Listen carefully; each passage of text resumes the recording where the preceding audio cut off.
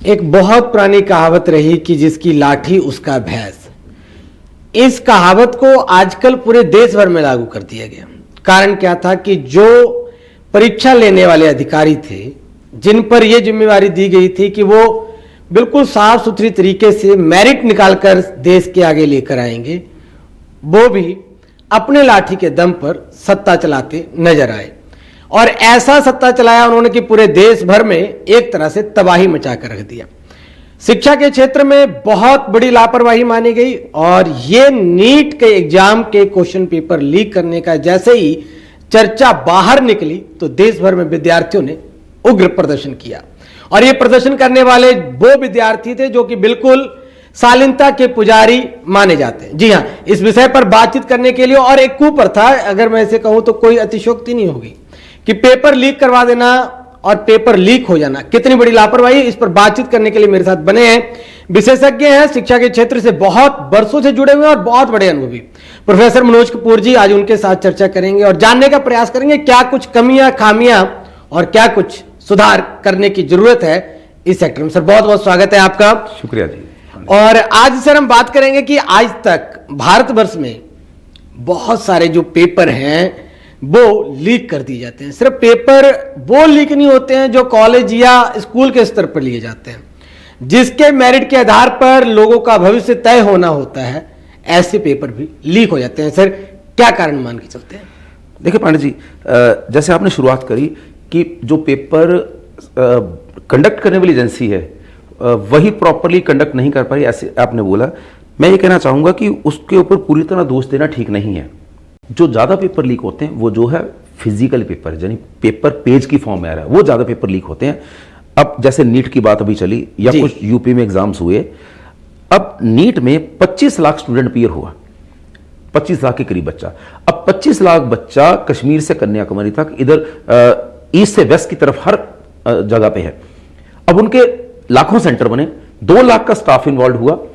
अब वहां तक पेपर पहुंचाना है, पेपर कई जगह 2-2 दिन पहले पहुंचाना पड़ता। मान लो अंडमान निकोबार में पेपर होना है तो पहले पहुंचाना पड़ेगा। कहीं भी, क्योंकि पेपर ऑलरेडी पहुंच चुके हैं, चाहे पैक्ड है, कहीं भी सिस्टम में 5-7 लोग जो उसी के लिए जिम्मेवार हैं, अगर वो आपस में मिल जाएं तो बड़े आराम से पेपर लीक हो सकता है। ये जी। अब दूसरी बात, जो लीक करने की वजह क्या है, इन पेपर में स्टेक बहुत बड़ा होता है। कहीं पे आपको एमबीबीएस की सीट मिलनी है, कहीं पे आपको जॉब मिलनी है, बिल्कुल वो चीज करोड़ों की कॉस्ट करती है। और साथ में अगर आप मान लो एमबीबीएस की सीट आप मैनेजमेंट कोटे से लेते हो तो साथ में एक टैग भी है, सीट खरीदी है जी। और अगर पेपर लीक से मिल जाए, बच्चा कागज में तो मेरिट में आ गया, मेरिट में आ गया, एक रेपुटेशन बन गई, एक सस्ते में सीट मिल गई। इसलिए लोग इस चीज की बहुत ज्यादा कोशिश करते हैं, अगर उनको चांस लगे तो कोशिश करते हैं कि पेपर मिल ही जाए। तो इसलिए इस पैटर्न पे इस लीकेज को रोकना मुश्किल है। और अगर सरल शब्दों में कहें तो आम के आम है, गुठलियों के दाम है। बिल्कुल बिल्कुल बिल्कुल। और सर पर क्या मान के चलते हैं, आप शिक्षा के क्षेत्र से इतने वर्षों से इसी सेक्टर में जुड़े हुए हैं, न जाने कितने आईएएस आईपीएस ऑफिसर जो आपने पढ़ा करके राष्ट्रीय हित में सेवा के लिए भेजे, क्या लगता है आपको कि ये जो पेपर लीक की बड़ी जो समस्या है, इसको कैसे रोका जा सकता है? देखिए, रोका जा सकता है, लगभग परफेक्टली रोका जा सकता है। Number 1, paper should be online mode only, paper should be on online mode only. Online mode में पेपर होने चाहिए। अब ऑनलाइन के लिए 25 लाख बच्चों के लिए इतना इंफ्रास्ट्रक्चर कहां से आएगा? देश में बहुत सारे स्कूल हैं, बड़े बड़े स्कूल हैं जिनकी स्ट्रेंथ 2000 से ज्यादा है जी। एज पर रूल ही जिस स्कूल में बच्चा ज्यादा है तो पर 20 स्टूडेंट एक कंप्यूटर, 1 कंप्यूटर होना चाहिए। तो जिनके पास 2000 बच्चा है उनके पास 100 कंप्यूटर अवेलेबल है, कंप्यूटर लैब्स अवेलेबल है। तो उन स्कूल से कहा जा सकता है कि आप एक एग्जामिनेशन सेंटर सेट करें जिसमें पेपर ऑनलाइन हो, मे बी 200 बच्चों का पेपर ऑनलाइन हो सके जी। पेपर एक ही शिफ्ट में लें, पेपर ऑनलाइन हो, पर उन स्कूलों को इंफ्रास्ट्रक्चर डेवलप किया जाए, उनका स्कूल खुद इंफ्रास्ट्रक्चर डेवलप करें, ठीक है। और 100-200 स्क्रीन लगी हो वहां पे जी बच्चों के लिए जी। और हाई स्पीड, कम से कम 3 वाईफाई कनेक्शन हो, पावर बैकअप साथ में अवेलेबल हो। आपको नहीं लगता सर इससे अतिरिक्त खर्चा बढ़ जाएगा, उनकी सिरदर्दी बढ़ जाएगी? टीचर या जो अध्यापक हैं जिस स्कूल के या विद्यालय को चुना जाएगा वो थोड़ी सी जिम्मेवारियों से कतराते नजर आएंगे। देखिए, बेशक इनिशियल इन्वेस्टमेंट उनकी बढ़ेगी जी। लेकिन जब सरकार उनको कहेगी आपने सेंटर स्टेब्लिश करने हैं, तो सरकार उनको कंट्रैक्ट करना होगा कि आपको इतने साल आपके पास बच्चे आते रहेंगे, और जब बच्चा पेपर देता है किसी सेंटर में तो सरकार एक अच्छा पैसा देती है, इसलिए स्कूल को फाइनेंशियली कोई लंबा चौड़ा लॉस नहीं होगा।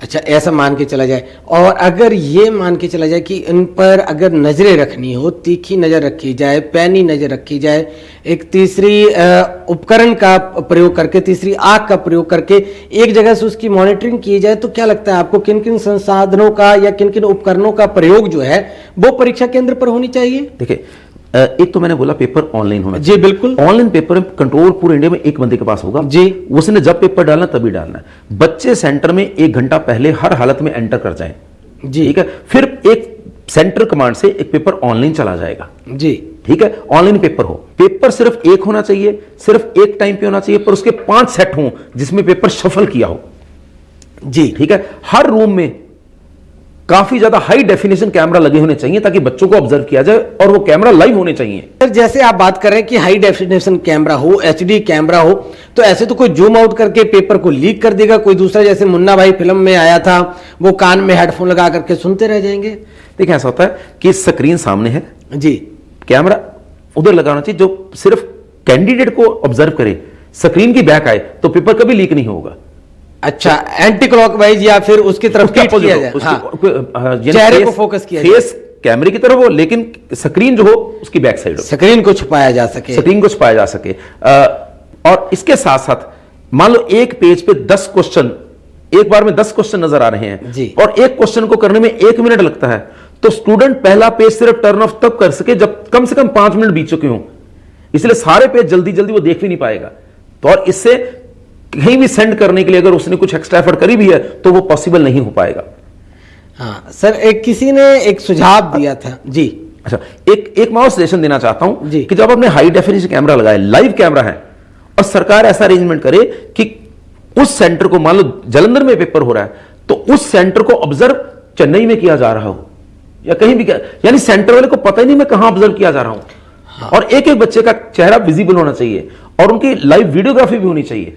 तो इससे क्या होगा कि जो सेंटर चल रहा है उनको पता कि मेरे को पता नहीं कहां ऑब्जर्व किया जा रहा है, ठीक है। तो नकल से डरेंगे भी, अगर फिर भी कॉपी को करता है तो उस सेंटर को क्वैश कर देना चाहिए, स्ट्रिक्ट एक्शन लेने चाहिए और बच्चे को परमानेंटली डीबार कर देना चाहिए। सर एक बहुत बड़ी जो बात आती है कि जैसे सभी उपकरणों का प्रयोग करने के सुझाव आपने दिया है, मान लीजिए कहीं पे सिस्टम फेल हो जाता है, कहीं पे वाईफाई की सुविधा टूट जाती है, जनरेटर बंद हो जाता है, लाइट चली जाती है, आंधी तूफान आ जाता है, ऐसी परिस्थितियों में क्या किया जाएगा? देखिए, वैसे तो मैंने बोला कि 3 हाई स्पीड वाईफाई कनेक्शन होने चाहिए ताकि अगर एक वर्क ना करे दूसरा वर्क करे, लेकिन कोई नेचुरल कैलेमिटी हो गई, कुछ इमरजेंसी आ गई, तो सरकार को अगले हफ्ते ही एक अल्टरनेट अरेंजमेंट रखना चाहिए ताकि जो बच्चों का किसी वजह से कंप्यूटर फेल हो गया या सिस्टम फेल हो गया वो अगले हफ्ते पेपर दे सके जाके, और सिर्फ ज्यादा टाइम भी वेस्ट ना हो। और उसके बाद जब पेपर हो जाए तो एक हफ्ते बाद विद एवरी सेट आंसर डाल देना चाहिए, और उसके कुछ दिनों बाद बच्चे का question paper with answer display कर देना चाहिए और बच्चों से ऑब्जेक्शन लेनी चाहिए कि आपको किसी आंसर में ऑब्जेक्शन तो नहीं है, ताकि बिल्कुल ट्रांसपेरेंसी आ जाए। क्या बात है सर, ये तो आपने विद्यार्थियों को भी खुश कर दिया, और मुझे लगता है जो एजेंसी जो है, जैसे नेशनल टेस्टिंग एजेंसी है, इन सबको भी खुश कर दिया। और शायद ये जो सुझाव है, इस सुझाव पर भारत सरकार को भी विचार विमर्श करना चाहिए, हम उनको भी इस सुझाव के साथ टैग करते हैं। और हाँ, हम अपने दर्शकों से भी खुले रूप से इस वीडियो पर कमेंट के माध्यम से सुझाव मांगते हैं कि क्या आपको क्या लगता है कि इसमें और भी कुछ परिवर्तन किए जा सकते हैं और भी कुछ बदलाव किए जा सकते हैं, और भारत जैसे विशाल देश को, जो कि विभिन्नताओं का देश है, यहां पर पेपर लीक जैसे बड़े समस्याओं से निजात दिलाने में हम एक जिम्मेवार नागरिक होने के नाते क्या कुछ भूमिका निभा सकते हैं। सर क्या कुछ आप मैसेज भी कन्वे करना चाहेंगे विद्यार्थियों, क्योंकि बड़ी संख्या में विद्यार्थी इस इंटरव्यू को सुन रहे हैं?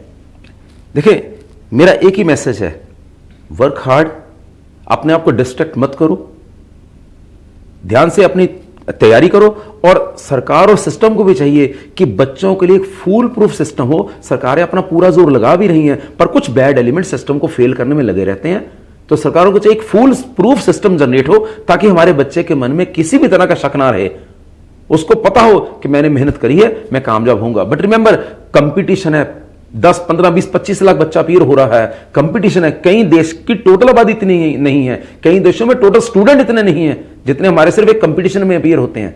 तो कंपटीशन तो है, टफ है, लेकिन there is no substitute of hard work. और हमें एक अच्छा एनवायरमेंट देना अपने बच्चों को। Thank you very much. Thank you so much sir, आपका भी बहुत बहुत धन्यवाद जो आप अपना कीमती समय निकाल कर हमारे दर्शकों के लिए आप हमारे बीच पहुंचे, हमारे स्टूडियो पहुंचे और इतना महत्वपूर्ण सुझाव दिया। लगातार जुड़े रहे जीवीसी अपडेट, आपको इस तरह की बड़ी महत्वपूर्ण जानकारी जितनी भी वर्निंग इशू होगी उस पर उपलब्ध करवाती रहेगी। धन्यवाद।